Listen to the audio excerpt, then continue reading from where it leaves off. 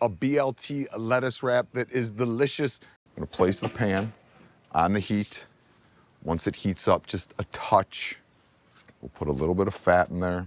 It's a little cheat, gives the bacon a little head start. I'm gonna cut my bacon up into, medium-sized chunks. A good cheat, an easier way to cut bacon is if you put the bacon in the freezer for a little bit, it firms up and it's very easy to cut. So just a good trick for you at home. So we're gonna put the bacon in the pan. This is like a medium-ish heat.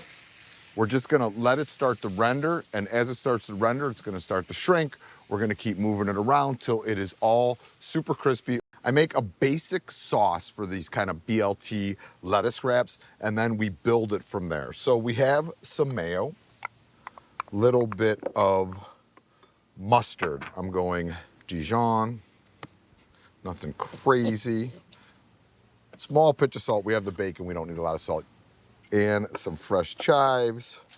I'm doing these in here. Any soft herb would be good. Basil would be good in here. Flat leaf parsley would be good in here. Think of things that are great with tomatoes. That would be delicious. These are gonna go in our sauce.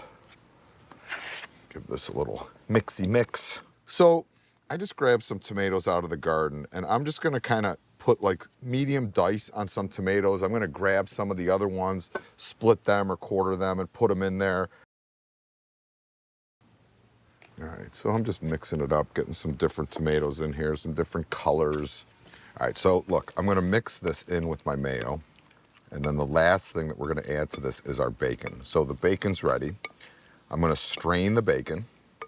And of course, I'm gonna reserve the fat.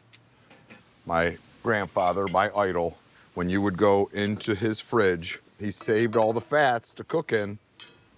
And it's one of the reasons that I think everything tasted so delicious that he made. How long do fats last? Refrigerated, they'll last for months. Okay. All right, so fat comes out, bacon goes in, reserve this. I also think it's so smart you're mixing it with the mayo mustard, because since it's lettuce, you don't have anything to really put it on. Right, so like this is almost like this, like a tomato salad, basically.